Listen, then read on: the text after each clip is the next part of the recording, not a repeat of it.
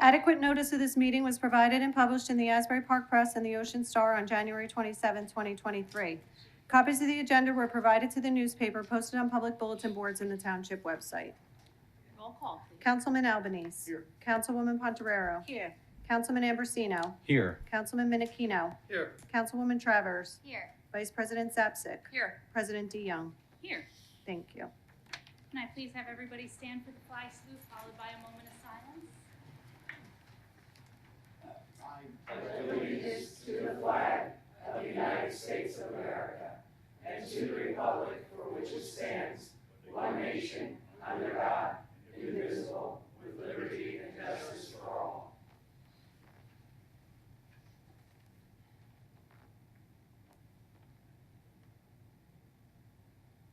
Please be seated.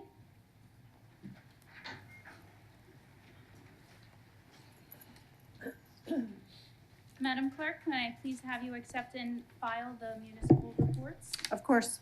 Thank you. Can I please have a motion and a second for the October 10th meeting? Motion. Second. Roll call. Councilman Albanese. Yes.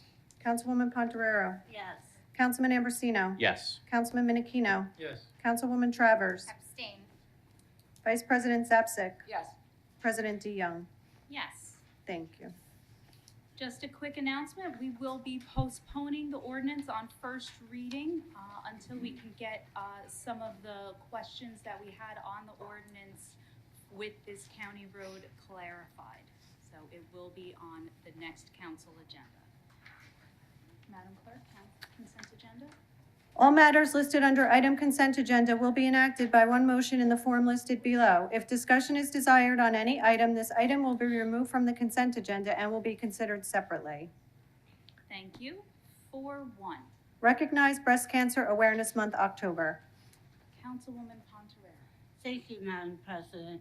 This resolution recognizes the month of October as Breast Cancer Awareness Month. The display of pink ribbons and pink clothing will help to raise awareness and support those courageously fighting breast cancer and honor the lives of those that were lost to breast cancer. I'm sure everyone can see tonight, all of the ladies are pretty in pink, all of our gentlemen are handsome in blue as a sign of our support for Breast Cancer Awareness Month, and we encourage all residents to do the same. Thank you. 4-2. Authorize acceptance of the best practice inventory. Council Vice President Zapsik. Thank you, Council President. This resolution authorizes the acceptance of the Township's best practice inventory as required annually by the state. Thank you. Thank you. 4-3.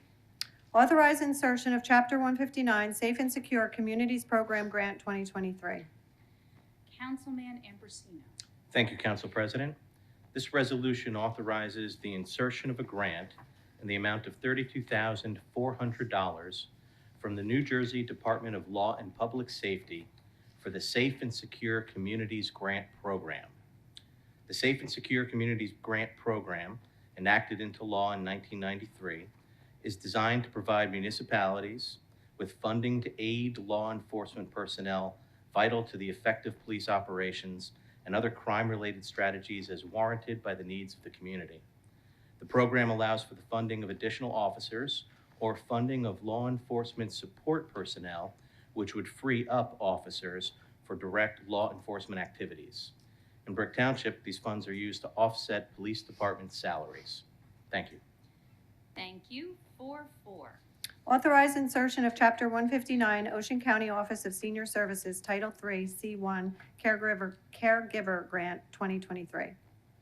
Thank you. This resolution authorizes the insertion of a grant in the amount of $27,215 from the Ocean County Office of Senior Services to help support the various programs and services offered by the staff at the Township Senior Services. Staff conduct intake, counseling, provide transportation, complete telephone wellness checks, develop plans for programs that increase mobility and physical activity, provide opportunities for socialization and recreation, and regularly perform outreach duties in the community. 4-5. Authorization to bid on-site environmentally safe truck wash services. Councilman Menachino. Thank you. This resolution authorizes the township to go out for bid for on-site environmental safe wash on the township-owned vehicles and equipment by recapturing wastewater runoff during the cleaning process and preventing it from contaminating soil and groundwater. The Department of Public Works does not have a closed system for the capture of wastewater when washing trucks and equipment. So we must contract out this service. The township New Jersey Discharge Elimination System stormwater permit mandates the capture of wastewater runoff to prevent the contamination of soil and groundwater. The township spent $120,000 in the current 2-year contract, which expires in January 2024 with Mill Spray Military Technologies Lakewood. Thank you. Thank you. 4-6. Authorization to bid tree trimming, removal, and disposal services.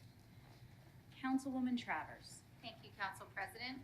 This resolution authorizes the receipt of bids for tree trimming, removal, and disposal services.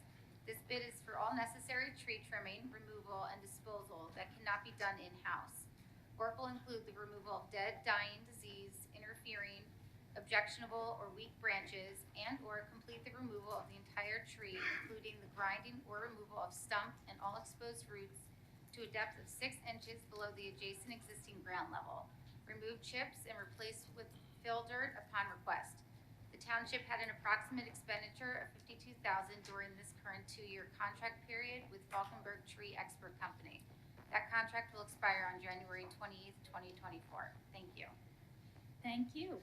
4-7. Authorization to bid purchase and delivery of front-load dumpsters. Councilman Menachino. Thank you. This resolution authorized the receipt of bid for the purchase and delivery of 48 front-load dumpsters. In the contract, the Department of Public Works will secure 48 steel 8-cubic-yard front-load containers for various locations.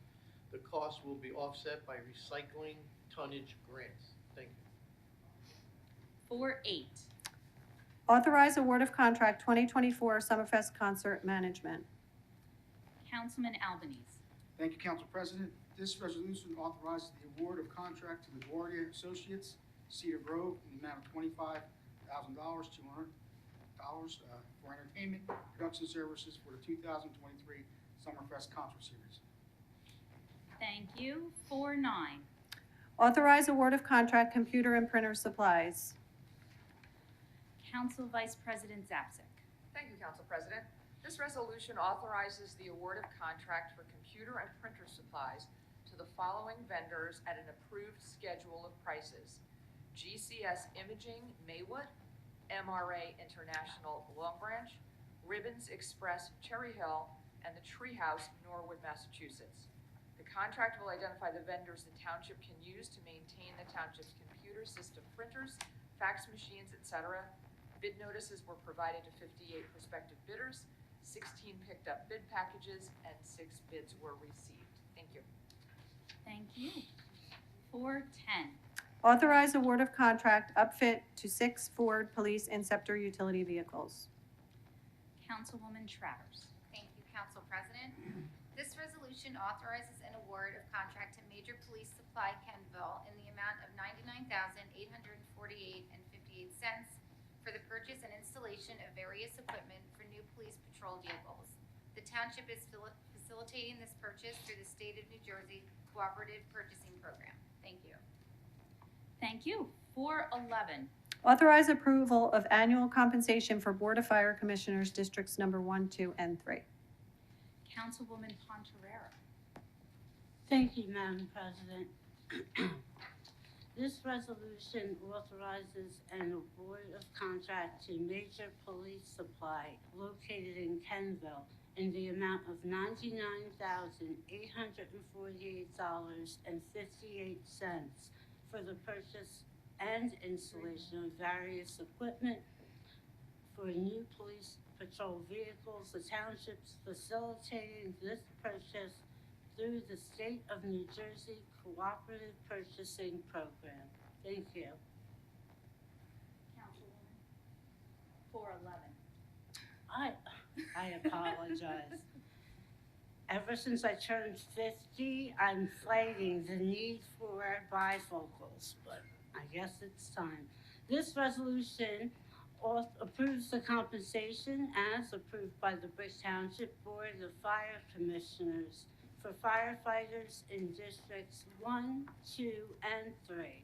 This resolution is in accordance with state law that requires municipal governing bodies to review and approve the annual compensation proposed for members who serve on the Board of Fire Commissioners.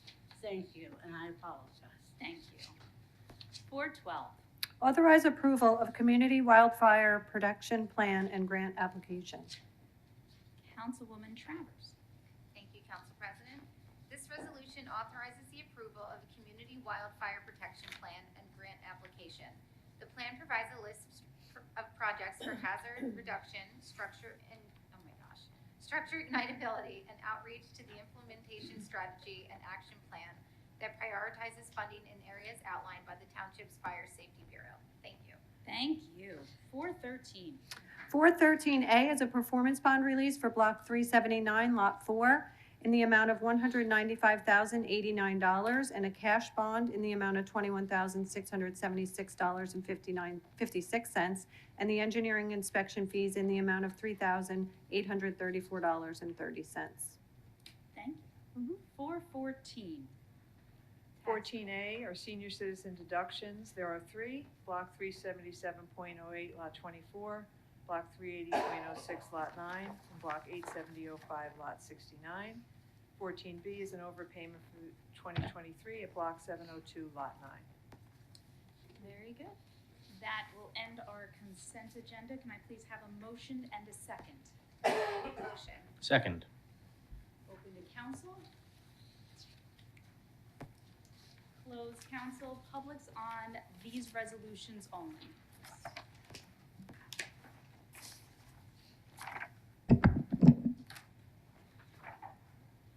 Doesn't happen too often.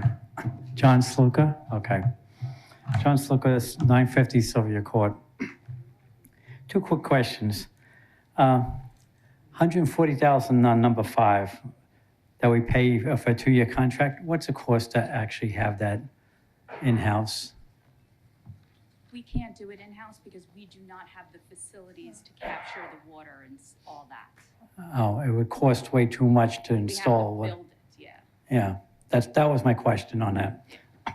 The other one is senior citizen deduction. What is that?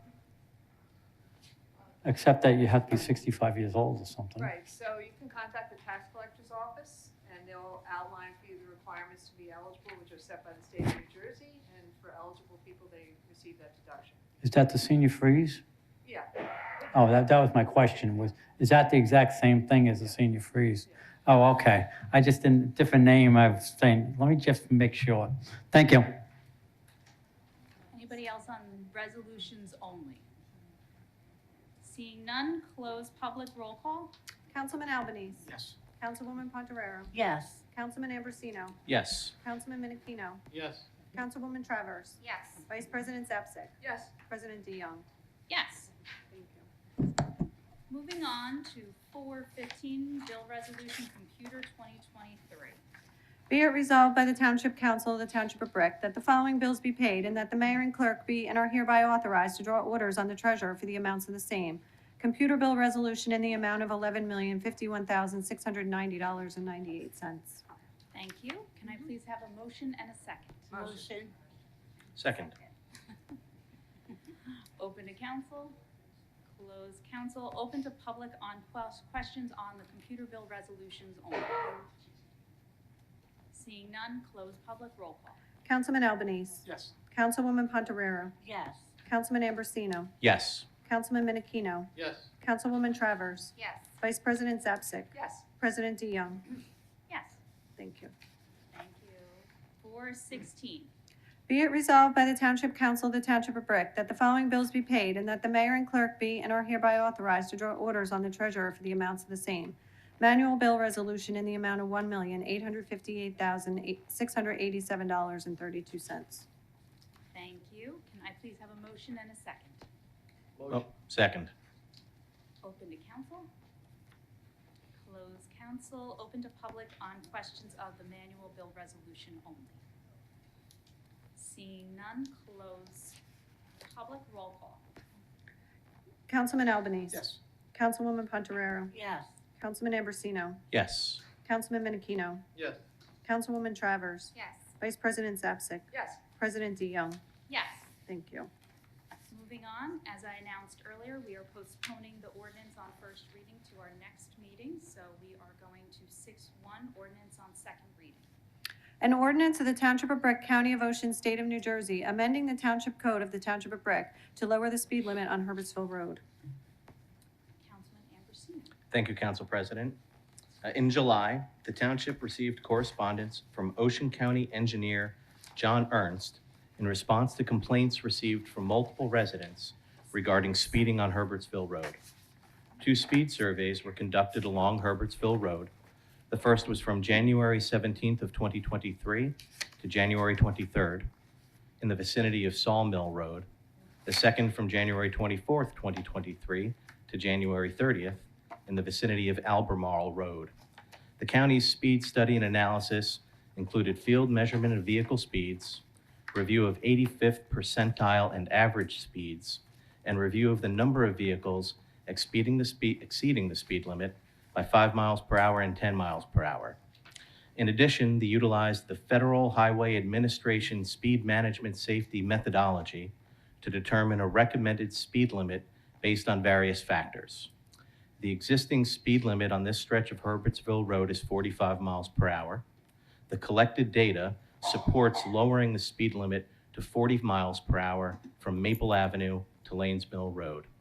For the township to agree to reduce the speed limit along Herbertsville Road from Maple Ave to Lanes Mill Road, an ordinance must be presented to the county. The county will then install and maintain the required signage. Thank you. Thank you. Can I please have a motion and a second? motion, Second. Open to council. Close council. Open to public on this ordinance only. Seeing none, close public. Roll call. Councilman Albanese. Yes. Councilwoman Pontoriero. yes, Councilman Ambrosino. Yes. Councilman Menachino. Yes. Councilwoman Travers. Yes. Vice President Zapsik. Yes. President DeYoung. Yes. Thank you. Moving on to public comments. Please note that each person addressing the council during any section of the meeting during which public comment is permitted shall limit his or her remarks to 5 minutes pursuant to Brick Township Administrative Code, Section 2-33B. Thank you.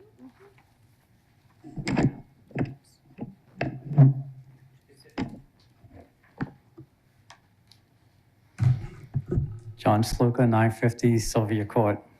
I'll read my letter, I guess all you've received. Dear Mayor Gray, October 20th, 2023. Council President Heather Young and all councilmen and councilwomen, as all the residents, elected and non-elected officials, and students and workers of Brick Township. The New Jersey Turnpike Authority Commissioners destroyed the environment near the Garden State Parkway and on the Garden State Parkway. The citizens of Brick continue to be harmed by the toxins, the noise, and various dangers surrounding the Garden State Parkway. Vast walls and increased foliage are needed on the Garden State Parkway around Evergreen Woods condo area, Brick High School, Primrose Garden, Sutton Village, Lanes Mill School, Greenbrier, Town Hall, Birchwood Park, and actually some other areas of Brick as well.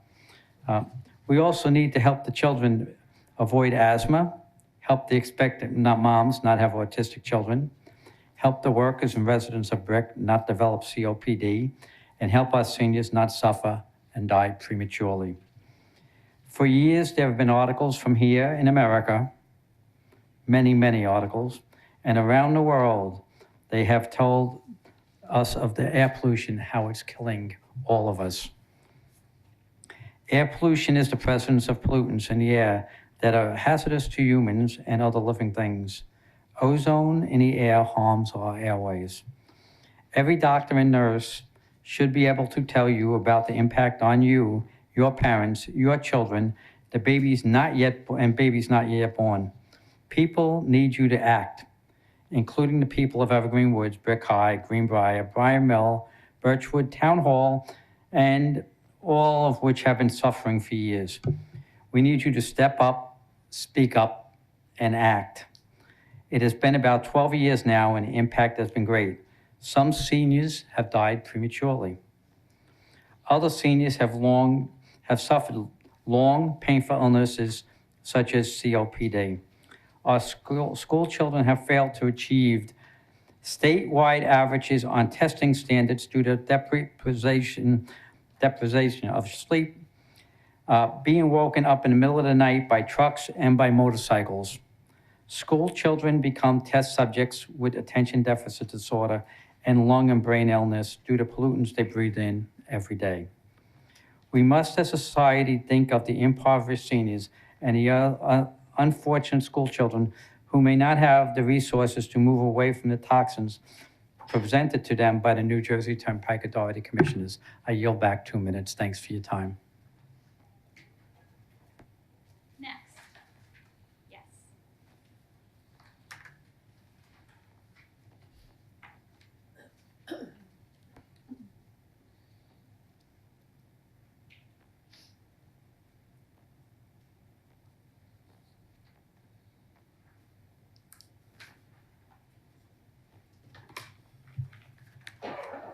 Nan Call, 18 Greenbrier Boulevard, and as I've said the past 2 meetings, I'm going to continue with a stream of consciousness since you don't pay attention to anything we say.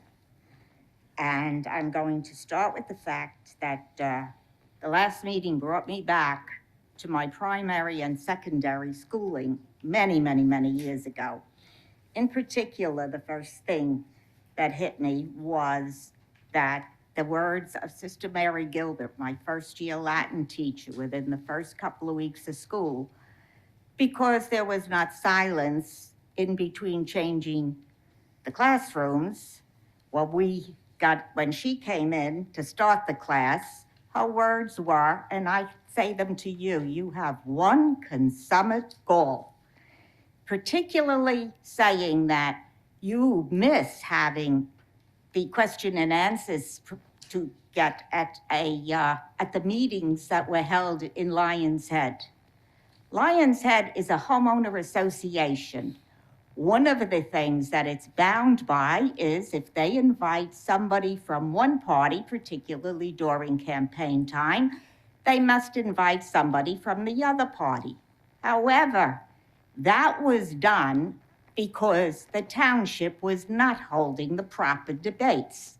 When I first came here, it was held in the Brick Township school right next to us, and that's where it belongs, is either in a school or this building, not in a homeowner association meeting room.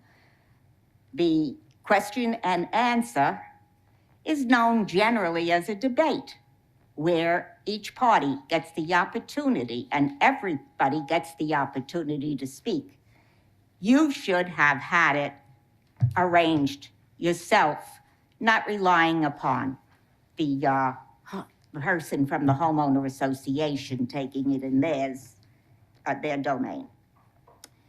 The other thing is that from my earliest years of education, the subject of the democracy we live in, or the republic, and the fact that we have the right, if we meet the criteria for age, education, etc., to elect officials.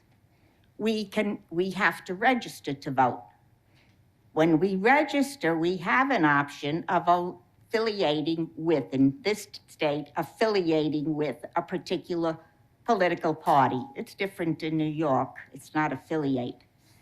And what I was taught is you can affiliate with any party you want, but election day, when you go in that booth, you have an obligation, because it was a Catholic school, so an obligation to vote for the best qualified person, not a party line.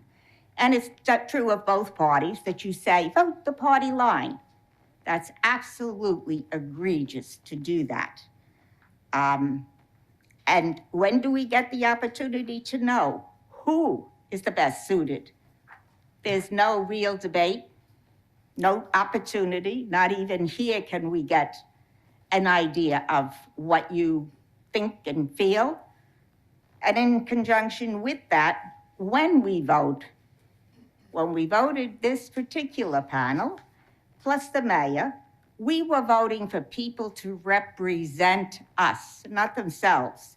But nobody does that. You're not listening to us.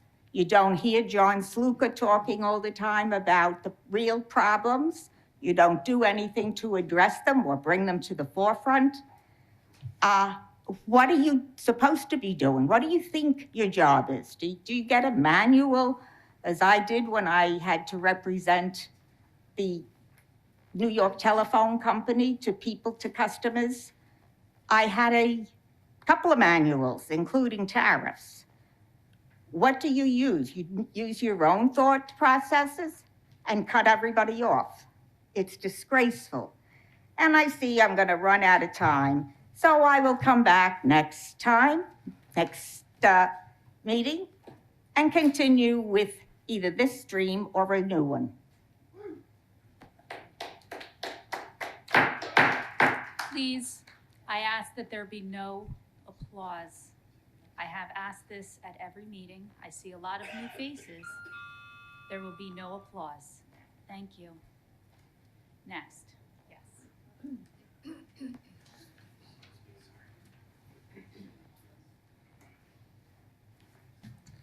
Back again, because yet this council still hasn't reprimanded this mayor and the council members that are running for council. So we'll show you again, because you're wasting our time pretending to be really good at what you're doing. So I'll waste your time a little bit more. So this right here, maybe I'll explain it a little more because maybe you didn't see it or understand it. Mayor Crate, Councilman Aquino, Travers. Actually, let me take a step back. You know what you did. And when I filed the police report or the complaint, you lied. You know what you did. I felt what you did. You should be ashamed of yourself. You could have just waited for me to move. The officer is on my right-hand side. You were right up against the back of me. And I felt you. So you could stare at me all you want while you're up on that dais. I'll never forget what you did. You lost my trust. Actually, you've been lost it, but I never had a problem with you really as a person. Now I do. There was no need for it. You know what you did. So let's go back to this. It shows you the mayor sitting on a police bike where it clearly says Brick Police, showing on-duty uniformed police officers while she wears the officer's uniform. Is that okay? Is this what we're coming to now? The spews of lies that you guys have been spreading around the township. John Catalano, Mr. Our Assemblyman hates John Ducey. This is what we're coming to, right? You're lying about the referendum and telling people that it's Assemblyman Catalano's fault. Right, Mayor? That's what you're doing? But here's an original ballot from 2011. His name's not on it. He wasn't a councilman at the time. What you're doing is you're actually pointing fingers at the people who said, yes, we're gonna keep our police, and yes, we're gonna keep the municipal services that we have here. You keep pointing at Republicans saying, look at the good job we did. Look how fiscally responsible we are. Where's the money? The referendum. Sandy, COVID relief. Where's the, what now, 2012, 2023, about 1%. Where's the 12% in taxes? What did you do with that? Got great parks. You added some police officers, thank you for doing that. What else are you doing? Sitting up there saying you're fiscally responsible, that it was Republicans' fault? Good job. We all see it. I'm frustrated. Yeah, let me tell the entire world. I am a resident of Brick Township, and I'm a Republican. And I don't give a damn who hears. It's not about what party I'm on the side, it's about who's doing the right job. Been great at rubber stamping, wonderful at doing it. Bringing something quickly to let us know this much of the full story, vote on it half the time. Like today, we obviously knew that the president didn't understand one of the items, so she looked for the business manager to answer that. How come? You're our elected officials. We're expecting you to do the job. We're expecting you to be the people we can trust, not the people who like to shove and push people around or try to shut people up or kick them out. And Mr. Attorney, I appreciate you being here, but the last guy who was here last week wouldn't stand up. He hid behind. And so I have a question for you. And if that's okay from the president, is it allowed for a sitting council member on the dais to speak about politics? Yes or no? There's actually a tradition in BRIC that politicking is not allowed really at that podium or up on the dais. What politics? Well, when you hold up campaign flyers and announce what party you're for and how people should vote, to me, that's politicking. So Okay. I was going to say something, but I didn't want to interrupt you. I was going to wait till you finished, but I think it's better if people try to speak about public comment, public issues, and refrain from politicking. So just a quick question. Do we not pay the mayor and do we not give benefits to the council members? Do they get paid or benefits at all? Yes or no? Is that a question? It is a question. There is a salary for small salary for the council members and for the mayor. Okay. That's correct. So would it then, if I didn't show you this, not a flyer, but if I were to tell you then, is it appropriate for the sitting mayor and council members to use the police for their political gain? Would you say yes or no? The police are employees of the township, just like the business administrator is here. I am here, the clerk and the other staff, and they're appropriately here, at these meetings. Okay. So that should tell everybody. They don't want to answer the questions. They're here to waste our time and to pretend they're really doing the job right. Shame. I hope this is the last time I see you at the council meeting. Thank you, sir. Thank you. Next. Yes.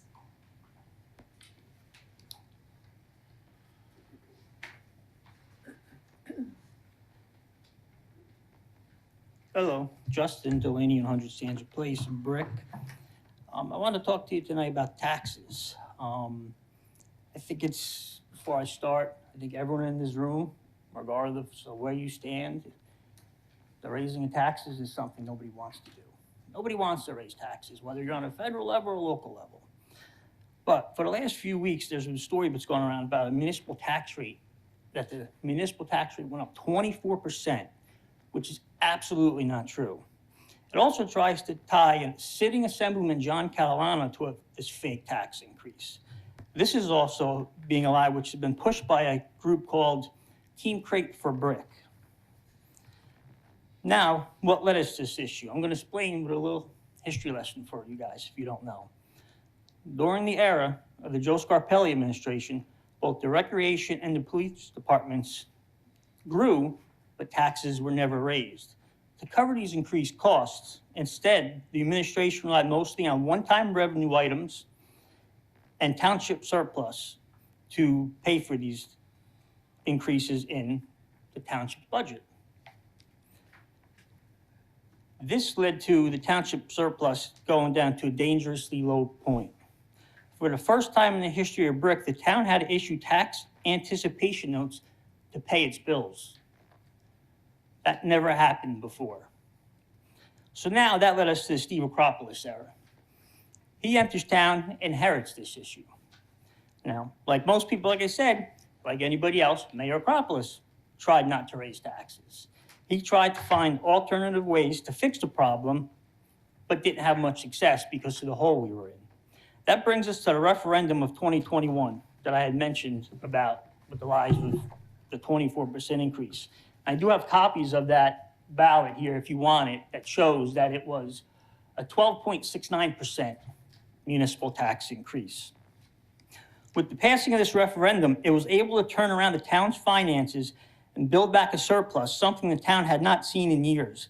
This also increased the township's credit rating, allowing it to fund capital projects at the lowest rates available.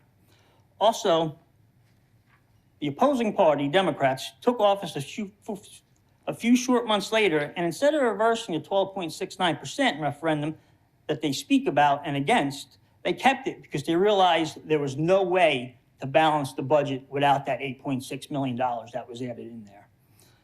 While it's agreed that everyone likes 0% tax increases, in reality, it's usually only done for political theatrics. The cost to run the town goes up every year, and that additional money needs to come from somewhere. Constantly dipping into the surplus to cover these additional costs is dangerous and a slippery slope that needs to be carefully watched.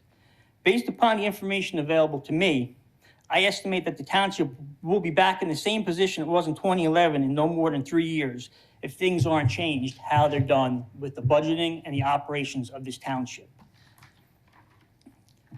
So like I said, 12.69%. Referendum was held April 27, 2011. John Catalano wasn't appointed to the council until August 2011, several months after this referendum passed. So to try and tie him to it and to smear a sitting assemblyman is disgraceful. Anyone should be ashamed to do that to a representative of our town. If anyone tried to do that to you, I wouldn't be happy. Sitting assemblyman represents us up in Trenton, represents Brick Township, and we're trying to smear his credibility, smear his legacy with a flat-out lie. I can only close in saying one thing, that if you associate with this Team Crate for Brick that's pushing this lie, you owe him an apology, and a public apology at that.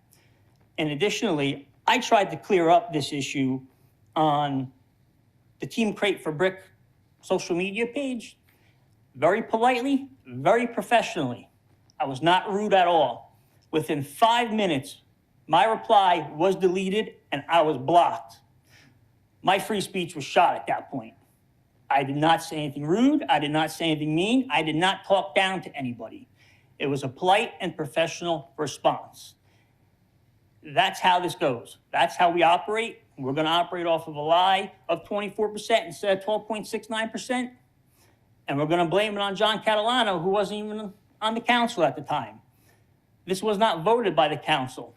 This was not voted by the mayor. This was approved by 52% of the voters in Brick Township at the polls. Thank you. Next. Yes.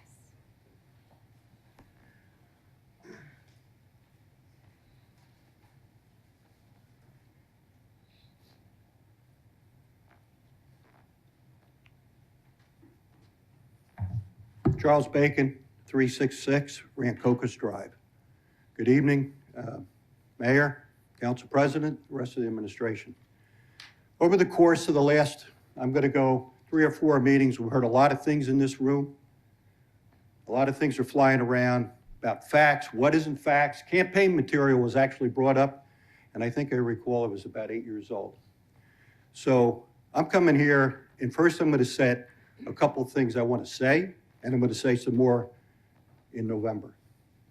I've been coming to meetings, Board of Ed meetings, and every board conceivable in this town, more than anybody that sat up here that was elected.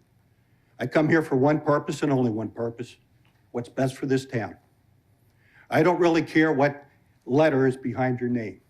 So with that said, because I've heard a lot of things, and I got a lot of information I brought up in the past, and I think there is one thing I am going to bring up now that's documented and it's factual.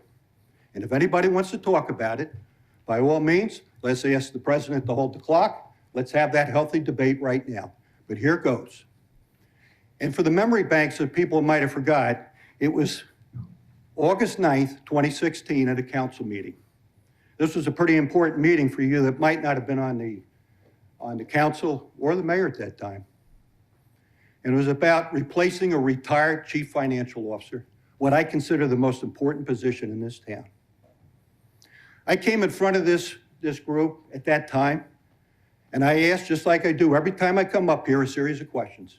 By the way, probably 80%, if I had somebody tracking this, there's never an answer, never a response on this particular thing. And it came to my attention, and I said, I'm bringing it back up, because this is facts, and anybody can do whatever requests they want to do through the township clerk and look at different things that have been reported. And here goes. I started this meeting asking a series of questions. They were credentialing. How did you pick this candidate? Things like that. What was the process you used? I specifically looked over at the mayor at the time. There was nothing coming out of his mouth. These are important questions. Why did I ask them? Because when you're going to fill a position of this importance, it needs to be vetted properly, not only with the administration, department heads, but this council. And I went through a whole series of steps. My first question that I asked, how long was that individual certified? Couldn't be answered. How many years did he hold the position of CFO? Was not answered. What was the size of the budget that he managed? Couldn't be answered. By the way, some of those things I looked up on Google. It was about $20 million. Then I went into the whole vetting process about how you made that particular applicant the #1 choice for the most important position in this town. And you sat here and didn't answer any of those questions either. But here's the intriguing thing that you didn't know, and I'm going to make this as a public announcement because I didn't disclose it that night, and I do this quite a bit. I knew some of the people that applied for that position. You're going to have to explain now, getting through all the nonsense that's been going around this town, why you picked an individual that was not the most qualified. And I'll let you address that, all right? Because I think that's kind of important. So we're going to talk about facts and what's not facts. Let's talk about a record. And there was silence, and you went immediately to 7.0. I am not mentioning names, but I am going to make a comment that was said to me. And I did a follow-up on that 2 weeks later. I was told we cannot discuss that personal issue because that person is an employee. Well, that's kind of interesting. How could they have been an employee if they weren't appointed yet? In fact, I think when I looked at the follow-up, that individual wasn't appointed until August 15th.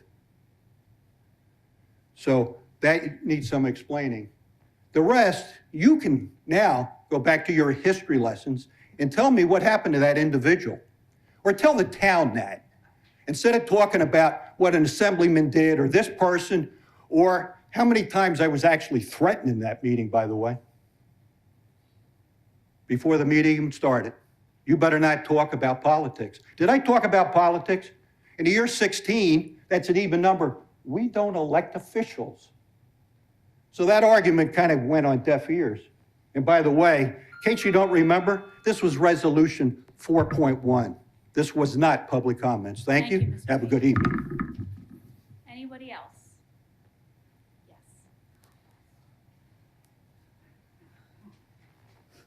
Good evening, Mary Lou Powner, 101 Polk Drive. I came back because my time ran out the last time, and I didn't get to everything I wanted to say.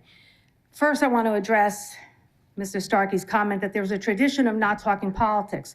Well, I don't know when that tradition started, but I was here in the 1990s. I sat up there for 8 years, and I can remember Bob Panton, Danny Newman, Joe Scarpelli, Greg Kavanaugh, Kathy Russell, all getting up here. And you were here before me. Absolutely. So I don't know when the tradition started, when you guys took over maybe, I don't know. But we're gonna talk a little politics here.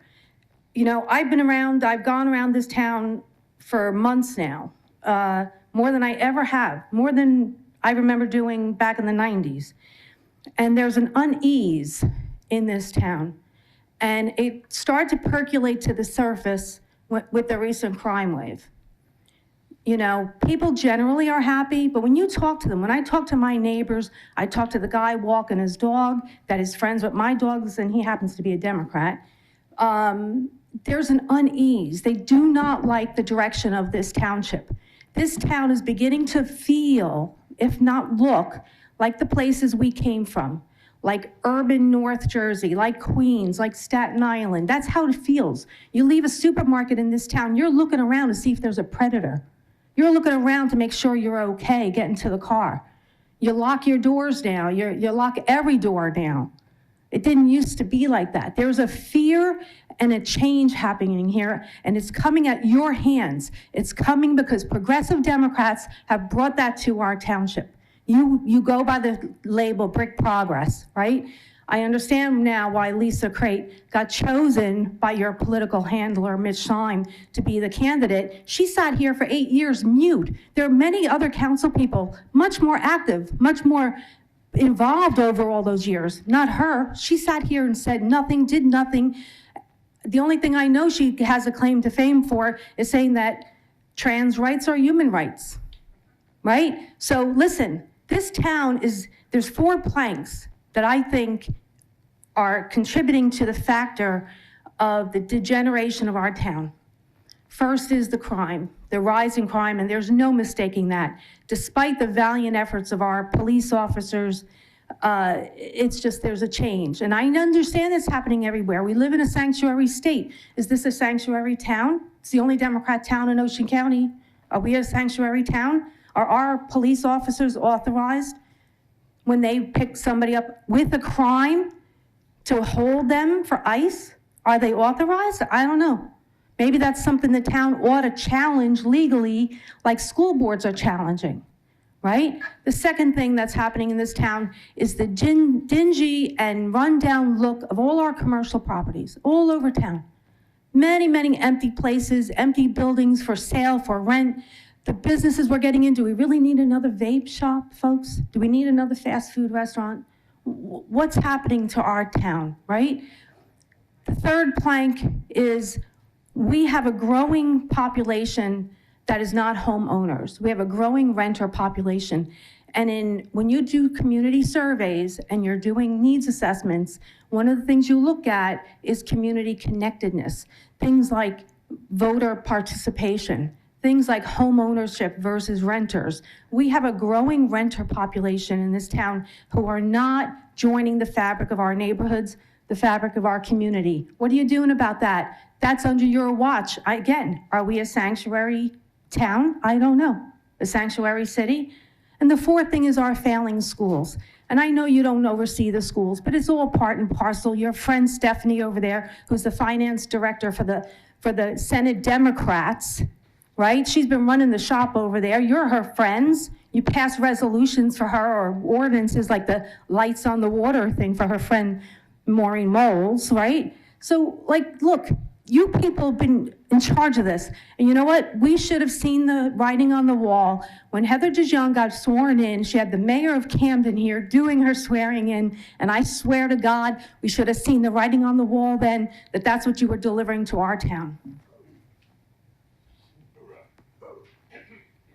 Next. Anybody? My name is Art Hasselbeck. I live on West Pampernell. I've been involved in politics in Middlesex County for 38, 40 years. I served as all the positions you guys had, including the chairman of the planning board before I moved to Brick. I've owned property here for 20 years, and I'll tell you, some of the things I've seen in the 20 years, it shows me that this town is reactive, not proactive. Nothing gets done until the election comes up. Then all of a sudden, we're worried about crime. We're worried about whatever else is the next thing, senior citizens and that. But other than election time, nothing gets done. You've got street lights in this town that are outdated, old technology, and the township engineer should be told to go out and go to the company that supplies us with the electricity and say, let's put some better lighting on and more lighting. You've got all of this crime going on here. Light deters crime, all right? The other thing is, when I've lived here for 4 years now, down here permanently, I've never seen a police officer or a police car come down my street and other streets unless they're called for a certain reason or there's a medical emergency. And with the crime rate the way it's going now, that should be a #1 priority. They should be out patrolling, roving patrols around the town. But I tell you, when I go over, God bless the Weatherhead Funeral Home, because I can see 2 or 3 cars sitting there sometimes, protecting the parking lot. When the rest of the people around this town really should be getting roving patrols. Now, the other thing that I'm concerned about is I saw the literature that went out from the appointed mayor, not elected, for re-election. And to me, it's disgusting. It's the most low-life kind of politics I've ever seen. And I understand you're involved with the NJEA. Is this what you want to instill in our children in the future? This type of distortion of fact and underhanded politics and lies? I hope to hell that you don't get elected to be mayor again, because this is not good for this town. And I'll tell you, you guys got to start being proactive and do things for the people and the citizens of this town, and not wait until just before election time to come in and do things. Because with the taxes and so on, like zero taxes, I know what that kind of game can be. You take it out of the surplus and you don't pay the taxes this year, you don't increase the taxes, but next 3-4 years down the road, somebody's got to make up the shortfall. So after you get elected, nobody's going to throw you out for 4 years. You increase the taxes and the people have no recourse. And that's what's going to happen. And I'm just ashamed. I'm sorry I moved to Bricktown, because I'll tell you, you guys are playing games. Thank you.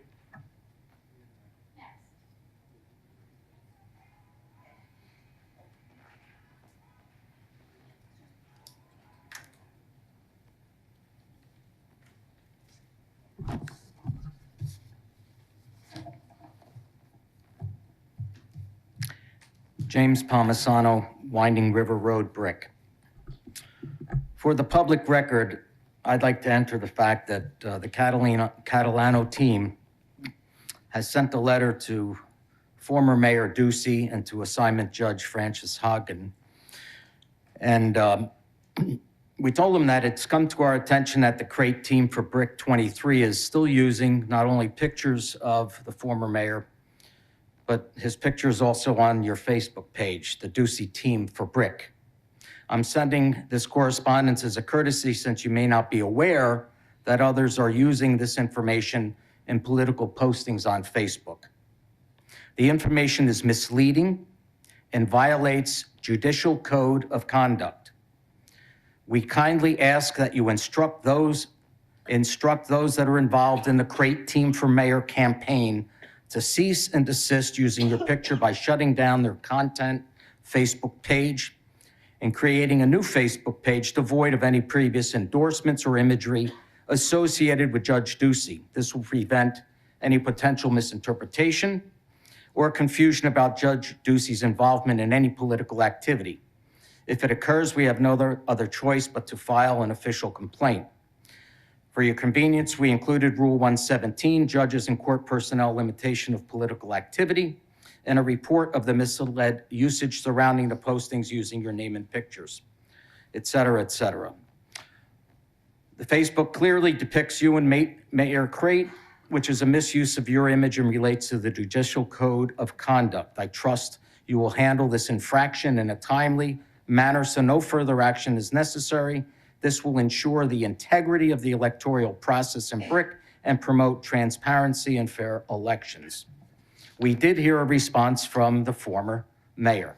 The judge replied, "I cannot help you with your request as I am not allowed to be able to be involved with politics as a result of me being appointed a Superior Court judge.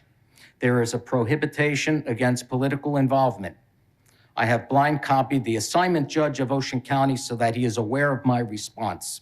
I will not respond to any further correspondence attempting to involve me in political matters." A copy of which was also sent to Mayor Crate.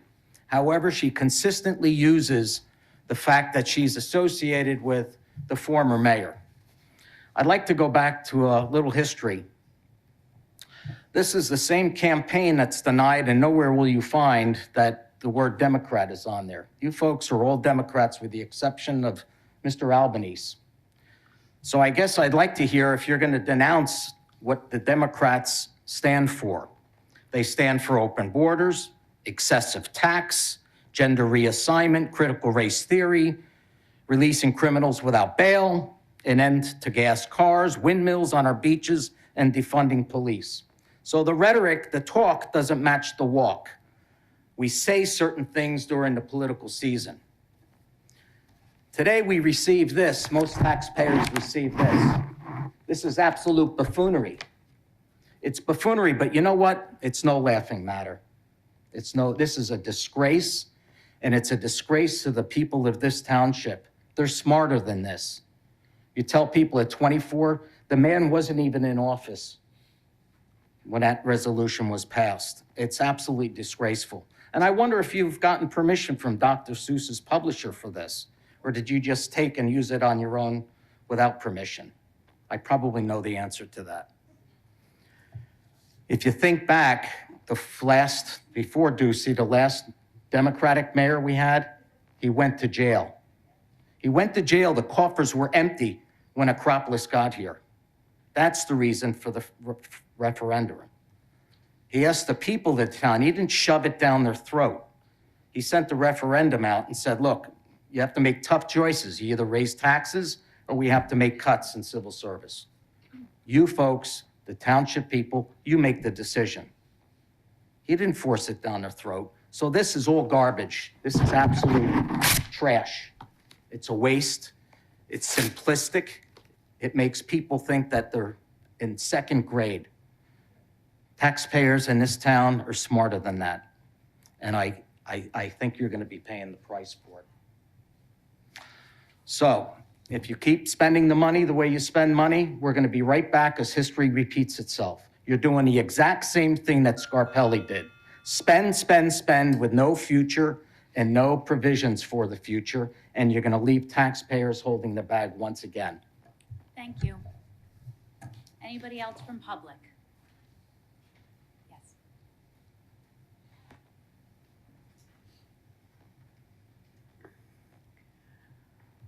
I have a simple question. First, I have to make a statement. I've come to many, many meetings. I really don't ever remember a meeting where people didn't respond when somebody asked a question. I thought that was what you were paid for. You had the knowledge, and you were going to share it with us.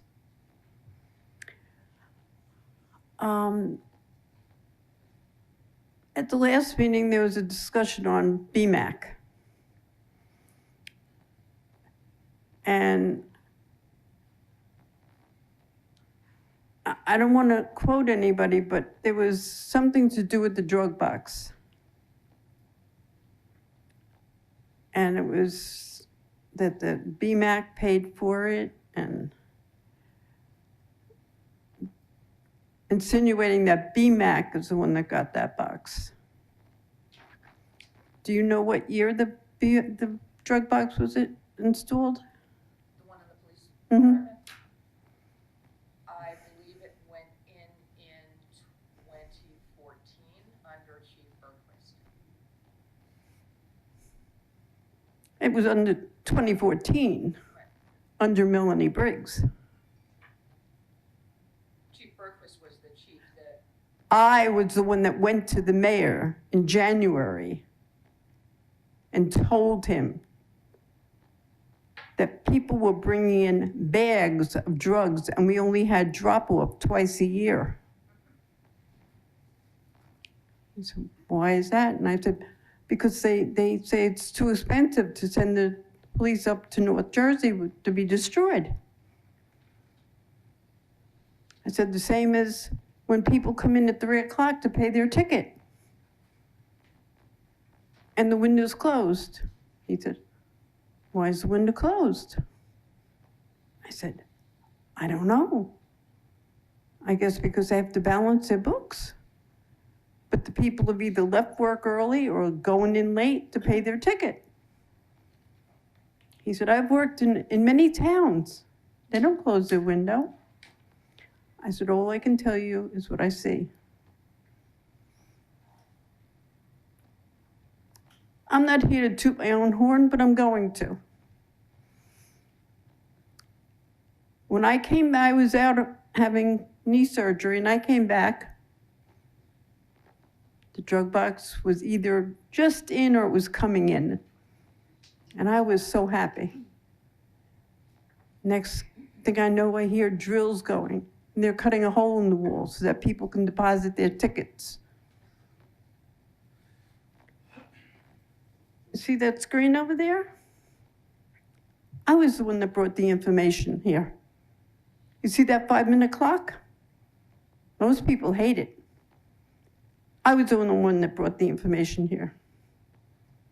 So it took the responsibility of people to say, shut up. Buzz, they knew the time was up. I was just a citizen. I had no position, but as a member of the society of Bricktown, I felt these things were important.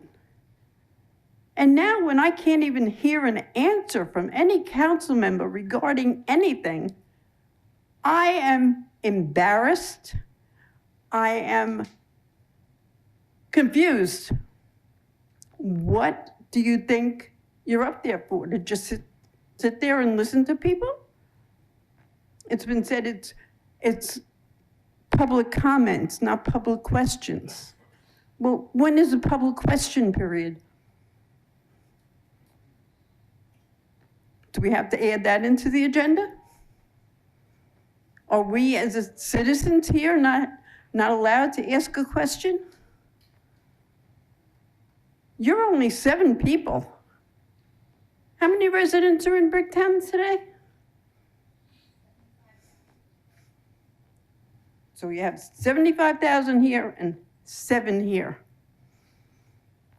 And I am going to make a statement about the referendum. It was as clear as the day is long that that was up to the people to make that decision. They weren't given a choice. It was, you want to know what it's going to cost? You call the garbage companies. It's up to you. Nobody shoved it and said, this is what we're going to do. We're going to lay off hundreds of people. The residents of this town stood up and said, no, we want to keep our people here. Thank you. So stop making it sound like it was the worst thing that ever happened. Anybody else from public? Yes.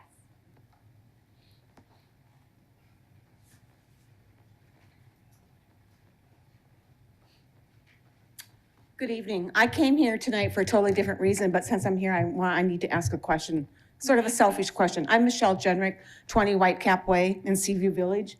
First of all, I'd like to thank the mayor and the council people because we are finally getting our 2 streets paved the last couple of days. It's been wonderful. However, having served on a zoning board in Parsippany for 15 years and familiar with the bidding process, I kind of think I know the answer to this, but I'm going to ask anyhow. Our 2 major streets, Seaview and Mariner, are being paved right now. We have a lot of side streets within Seaview Village that have potholes.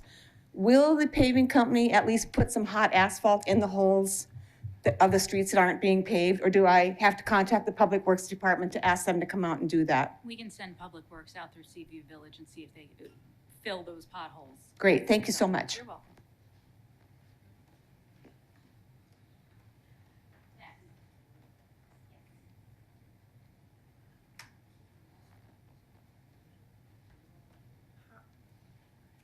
Hi, I'm Lynn Wick. I live on 17th Avenue in Brick. I was born in Point Pleasant Hospital, and I've been a lifelong resident of this town. And in all my years of living here, the street in front of my house has never been resurfaced in over 50 years. And I would just like to know why I'm paying taxes, and my taxes have gone up consistently and regularly over the years. And this road has been neglected while newer roads in my neighborhood have been resurfaced. What street do you live on? I'm on 17th Avenue between Morris and Prospect Drive, or Burn Tavern and Prospect. So, the newer section of my neighborhood got repaved before the older section did. And to me, you should be taking care of the older stuff before the newer stuff because, it's more dilapidated. And I am currently like pulling weeds out of the cracks in my street in front of my house just because it's like unsightly. And I shouldn't have to weed the street, you know what I mean? It's one thing to blow the leaves off, it's another thing to have to pull weeds. So like as far as the roads go, I would just like to know when my road is gonna be redone. And I'd also like to point out that the roads, the intersection at the end of Old Burnt Tavern and Walsh Avenue is not in compliance with uniform traffic control laws. There is a yield sign at the end of Old Burnt Tavern Road where cars are being expected to perform a left of way, which anybody who has a driver's license knows there's no such thing as a left of way. The yield is a right of way sign. And this is why there was always conflicts at this intersection, because the highway traffic was being channeled in from a left turn only lane, and it was conflicting with cars approaching from the right, and instinctively people were trying to yield and give right of way to the traffic that was being told to give left of way. You know what I mean? So like it was screwy. That needs to be replaced with a stop sign there, because if you cannot apply the sign for which the purpose it was designed, you have to choose another sign that can be appropriately applied there. I think that would solve a lot of the problems at that intersection, Old Burnt Tavern and Walsh Avenue. Plus, it's legal for some people to make a left and not legal for other people to make a left there. So like you can't have it both ways. It's one intersection. You have to decide, is it legal? Is it not legal? You can't have two sets of rules because people are being channeled in there from a left turn only lane. They're thinking I gotta make a left, it's a left turn only. Then you cross the highway and all of a sudden you're told you gotta go right, you know? And it's legal to make a left there. And if you do make a left there, you get trapped in a no outlet where you're forced to have to turn around, you know, and people are getting tickets there. I personally got an $85 ticket there, you know, and the intersection needs to be fixed. So as far as roads go, and one other thing with the roads that I would like to point out is that they're not very pedestrian friendly. My car was out of commission like a couple weeks ago. And I had to take my bicycle from 17th Avenue to CVS drugstore on Burnt Tavern Road, and it was treacherous. I mean, there was hardly a shoulder, you know. At one point, I was in the middle on the divider. I was like, you know, I think these roads in this town have like evolved, and I would like to keep that small town feel. It would be nice if we, you know, could still ride our bicycles, pedestrians could safely, you know, walk down the road without fear of being run over, you know, and so that's all I really wanted to say. Thank you for letting me share. Thank you. We will follow up with the engineer about the road when it will get paved. And then we'll talk to traffic safety about the yield craziness that you have going on. Thank you. Anybody else? Seeing none, close public. We are moving on. Mrs. Bergen. I have nothing, thank you. Thank you. Mayor Crates. Thank you. We had a few events that happened last week and some that are coming up that I think some people in town would like to know about. The first one I'd like to talk about is we did have the grand opening for our senior center last week. It happened to, I'm sorry, I stole your thunder. It was actually really a wonderfully well-attended event. We had lots of seniors come out. It is a bright and beautiful center, and our seniors are very much looking forward to being able to gather in this center that our own township workers worked so hard on to make beautiful. So if you made the ribbon cutting, thank you for coming. I think everyone was exceptionally pleased with the outcome. And for our seniors that are out there now, wondering when they're going to get to have their classes there. We are slowly moving everything from the VFW over. So at our next senior advisory meeting next week, we will talk with all of our different seniors about what that will look like going forward. So thank you to everyone who came out to that, and thank you to all of our township workers who made it happen. Tomorrow at 4 p.m., we are going to have the ribbon cutting for Cedar Bridge Manor Park.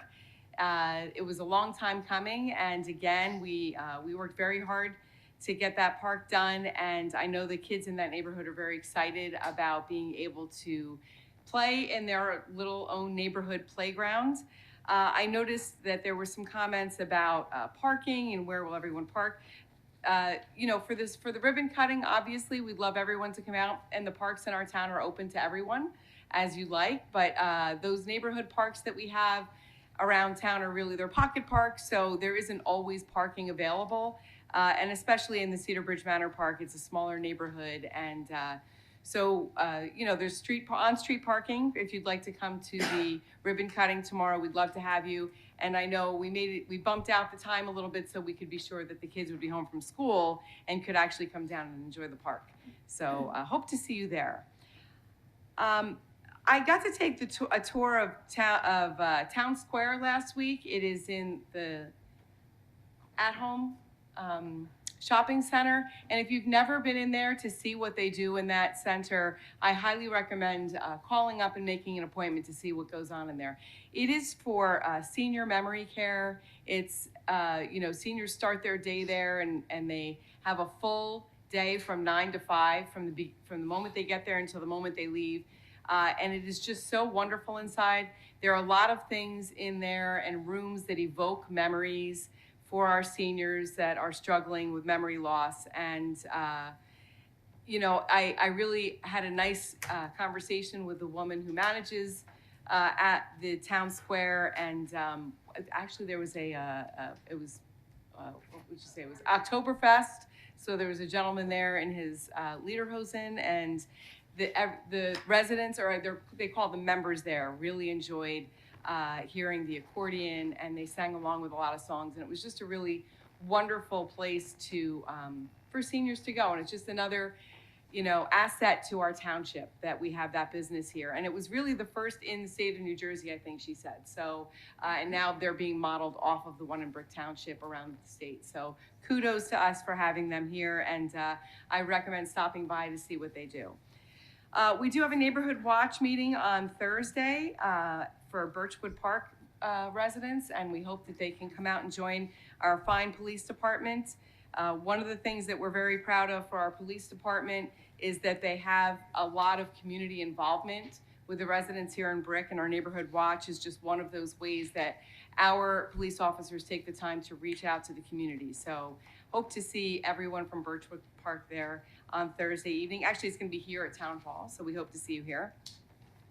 And although Fall Fest and Trunk or Treat, we had 7 weekends in a row of rain. 7 weekends. I don't know what happened, but this weekend the sun is going to be shining. Mother Nature is going to throw us a bone here. And Trunk or Treat on Friday.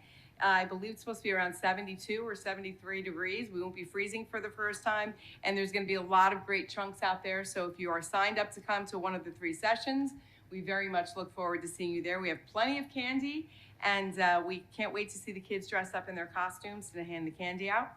And Fall Fest will be taking place on Saturday with equally warm temperatures, which is nice. I always like flip-flop and sweatshirt weather. I feel like that's a nice it's a nice combination. So come out to Fall Fest from 1 to 7 p.m. We will have my 3 favorite F's of food, fireworks, and friends all together having fun. So there's 4 F's. There you go. So join us at Windward Beach for that as well. On Sunday, I would like to, and there is a link online if you go to the police department's Facebook page.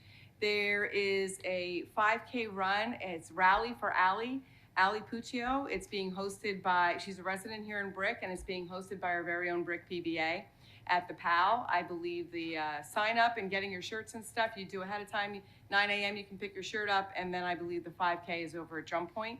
So we hope to see you there. It's a really worthy cause, and, you know, I myself will not be running. I'll do a fast walk, but I am looking forward to the event with our police department.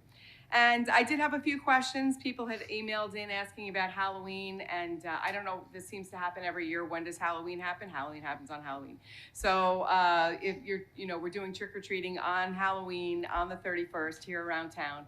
And for those people who would like to give out candy, you can keep your porch light on. And for those that do not wish to give out candy, turn your porch light off and close your door. And, you know, hopefully, I know my kids always avoided houses if the porch light wasn't on or the door wasn't open. So we hope to see lots of kids out in the neighborhoods for that as well. And finally, on Monday, I don't remember the date now on Monday, I'm sorry. The 6th, thank you. I was working all the way through the week. Veterans Memorial Middle School hosts their annual Veterans Ceremony. It begins at 4:30. And I very much look forward to those ceremonies each year and hope to see everyone there. So I think that's all I have. And I will pass it on to you, or you, whoever. Mr. Starkey? Yeah, Council President, if I could just have a couple minutes. There was a lot of politics going on tonight, and I'm not going to address that. I want to address one thing in particular that was said tonight. There was someone who got up and read a letter that was sent to Judge Ducey, and he's not here to defend himself, so I'm going to do that on his behalf. The letter was sent to him and threatening him with a judicial ethics complaint. Now, I think most of you know this, but in case you don't, Judge Ducey was Mayor Ducey. Mayor Ducey was here for almost 10 years, and he was fortunate enough to be nominated and appointed to be judge of the Superior Court. And as a judge of the Superior Court, he is not involved and cannot be involved any longer in politics. One of his former political opponents here sent a letter to him and threatened to file a judicial ethics complaint against him now as a judge. The letter said, in effect, that there was discussions about him in political campaigns here in Brick. Now, I'll say this, Mayor Crate is entitled to say that she's going to follow in the footsteps of Judge Ducey, or Mayor Ducey. And Judge Ducey cannot be involved in politics. Those two things can both exist at the same time. But regardless of that, I've known John Ducey for a long time. I consider him a good friend. He's one of the most ethical and honest people I know. He does not deserve to have a letter sent to him accusing him of an ethical violation when he can't respond to it. And I think people should recognize that and be better than that. That's all I'm going to say about that. It's not something that's warranted, not something that should be done. Judge Ducey has been respectful throughout the time I've known him to everyone he's met. He's a good person, he's a great mayor, he's a great man. And I just would urge you to leave him out of this. Thank you. Madam Clerk? Nothing, thank you. Mrs. Murphy? Nothing. Councilman Albanese? So these last couple months, there has been a lot of mudslinging. I don't particularly like it. But at the end of the day, as Jim Parmesan said, I do conservative values, and that's where I stand. That's it. Councilwoman Pontarera? Thank you, Madam President. I wanted to thank our officers, our Brick Police Force, anyone who follows Karen Wall on the patch or Dan Nee on Short Beach. I get them confused, but I think those are the two. Saw that a gentleman from Newark who had committed various burglaries and various thefts was in fact apprehended due to the diligent detective work by our force, and apparently they have already been charged with various crimes, and I hope that that individual has a very long time to reflect on the inappropriateness and wrongfulness of his actions. And I want to again thank our officers for all of their work, and I appreciate from the bottom of my heart having this type of individual off the street. Thank you. Councilman Ambrosino? Nothing from me tonight. Thank you very much. Councilman Menachino? Thank you, nothing from me. Councilwoman Travers? Nothing for me, thank you. Council Vice President Zapsik? I have nothing this evening, thank you. There you go. I just want to expand on a little bit about our great day at the ribbon cutting at our senior center on Aurora. Again, thank you to our in-house construction for all the hard work that they have done this last year. They've overcome every obstacle you can even imagine in that building that was thrown on at them, and they still got it ready for the deadline of Election Day because we need it as a polling location. So it will be ready. It is there, and we are very much looking forward to moving our seniors and our staff over there. Also to Zulma Soto, the Director of Senior Services, this has been a labor of love for her, and I'm so excited for her and the staff for them to have a home of their own, that they could really just encapsulate everything that they want this town to be for our seniors. And our seniors benefit greatly from their work, and I thank them for every day coming to work and just serving and doing a great, great job. I am so excited for this, and I really can't wait to have our first event, which I was talking to Zulma the other day, and we are hoping possibly to have a holiday party there in December. So that will hopefully be the kickoff to a great, great life there on Aurora. So thank you so much, everybody, for coming out this evening. Our next meeting is November 8th at 7 p.m. in this room. Can I have a motion and a second to adjourn? Second. All in favor? Aye.